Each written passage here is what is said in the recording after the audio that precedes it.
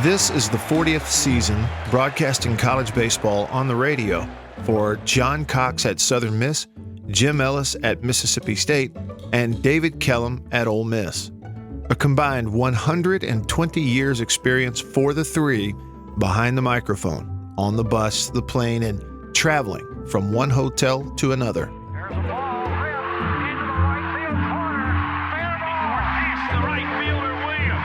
Gilbert sends a home run to Reynolds. A lot of times, fans don't realize how close you are to the last second of getting on the air, especially in the early days. You had to figure out how to get it on the air. That's what you always do. You know, boy, that's a tough one. Jim and I have several similar experiences, and we have talked on the phone. What's going to happen to me when I go to such and such a place? I also broadcast from the top of the dugout at Vanderbilt, and way back, my wife was there with our 5-year-old, and she was taking a nap on top of the dugout. The foul ball hits under the football stadium because that Vanderbilt baseball field is just jammed right there with all these facilities around it. It ricocheted all the place and missed her by about that far, and I told Mary, get out of here. The one that stands out to me, and I couldn't tell you exactly the year, but we were at Louisville, playing Louisville. It would have been, I don't know if it was a Metro game or a Conference USA game, but they used to play at Eastern Parkway Field. It had been there for since about 1927. I mean, Babe Ruth and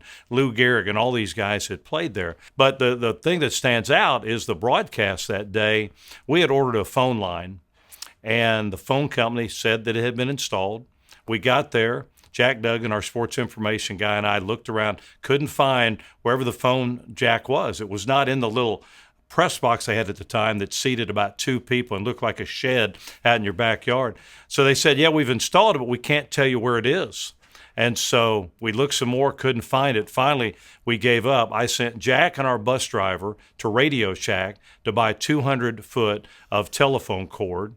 He came back. We ran it out of the field hockey coach's office out to the third base bleachers at this Eastern Parkway Field. I sat there in the third base bleachers with Louisville fans all around me with my equipment in my lap and did the ball game that day. What made it so interesting, it was such a terrible sight line that there was a play in the ball game that I thought the ball had been hit on the ground back up the middle, because I couldn't see very well. I looked up and I saw it land out near the wall, so I had to make something. I said, my God, it's going to roll all the way to the wall. So that's probably the one that stands out the most. A situation like that at Louisville where you had to figure out how to get it on the air. That's what you always do. We played Ron Polk's old school in 1981 in Phoenix, Arizona, at Grand Canyon College.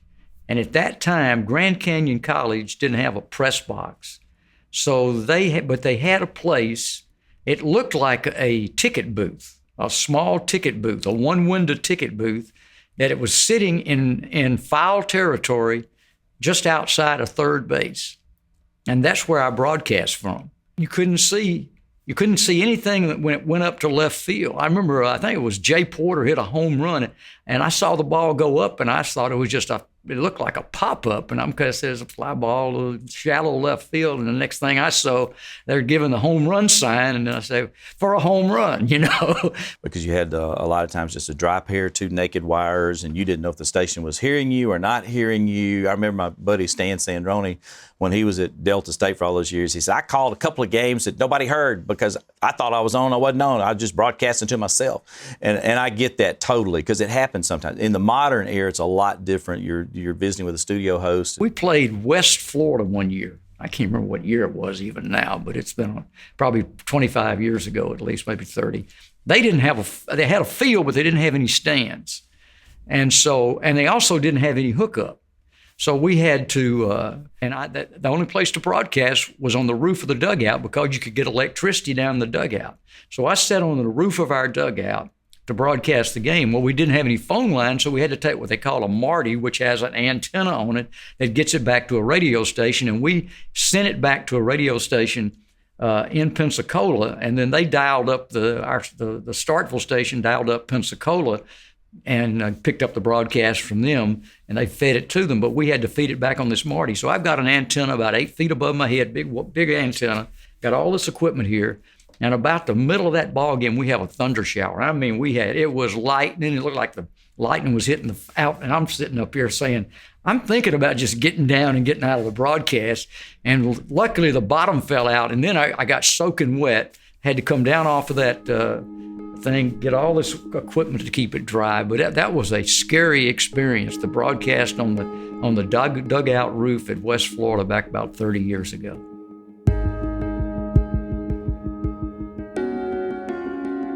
Well, I love to travel. I mean, I tell people all the time, after 40 years or whatever it is now, I probably enjoy it more now than I ever did. I enjoy the long bus rides. I enjoy getting stuck in the airports and having to kill time in the airports. I enjoy the rain delays where you're just sitting around for hours upon hours. And so I've always enjoyed it because you're around the team and you're around the coaches. And I've been lucky over the years to be around some great coaches, Hill Denson, Pete Taylor, Corky Palmer, Scott Berry in regards to baseball. And they've all had their great personalities, but always fun to travel with. But I think that really helps you with your broadcast because you get to know those coaches better.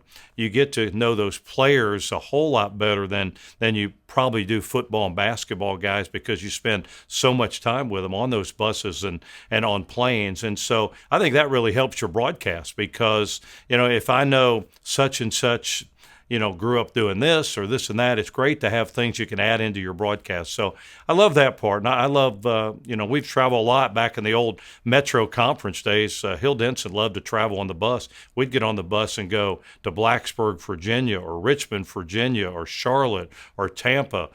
We even wanted to go one time. We were playing at Minnesota, at the Minneapolis against the Gophers. And he wanted to take the bus from Hattiesburg to Minneapolis. His two coaches at the time, Charlie Gray and Doug Lambeth, said they're going to quit if we rode the bus up there. So we eventually flew up there. Well, especially for those of us that do all three, it's a long 10 and a half months. I mean, it can be crazy. And most years you get 1 or 2 weekends where you're actually at home. You're either here on campus doing a game or you're traveling doing a game on a Saturday. So that's always been kind of tough. And for me, I went through a guilty complex with the family trying to, I just thought, gosh, Stephanie's got dance and I'm in Timbuktu and, all those things were kind of tough. Stacy's got cheerleading competition. I'm not going to get to see it. But we worked through it, and I really, Mary's a sports wife, so that's kind of cool. She didn't play sports, but she loves it. So she's traveled a lot through the years, and I made a conscious effort to try to spend as much time with the family as you can, but it's hard, really, really difficult. A lot of people got out of it for that very reason. But the travel part's neat. You end up, I bet, and Jim and John might say the same thing, we've probably stayed in the same hotel room in some of these hotels multiple times, like 2 or 3 times. Oh, I got 403 again here in Hattiesburg, or whatever the case may be. I love going to a place I've never been.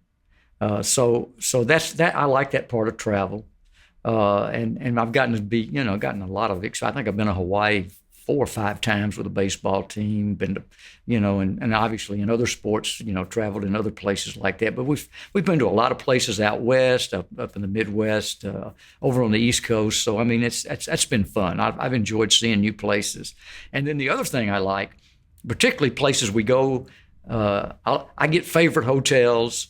I always measure them, whether it's a good place to run close to the hotel, that kind of thing. Or if they got a good breakfast and have good oatmeal, I always judge them by how good their oatmeal is. But those are the types of things that, and some are just comfortable. There's some venues I really like to go to, and there's some hotels I really like to go to on the road. The part about being away from home, that's been tough. It was tough when my kids were growing up. I missed a lot of things. I think I'll always have some regrets of that. And they weren't big sports fans, so they didn't know where I was or what I was doing, to be honest with you. Sometimes my daughters always told me everybody thought they should know the score of the game. They never kept up with who we were playing, much less the score of the game. And they'd go to school, they say, what was the score last night? They say, I don't know. Who won? I don't know. I think most people in this business have families that sort of understand that's what you do, and that's a part of it. and there's times that they get to go with you and kind of see those experiences and see, why it's so much fun. But I've always loved the traveling part of it. I get a little antsy when I'm in Hattiesburg too long. I'm ready to get on the bus, get on the plane, and go somewhere else and call the ball game.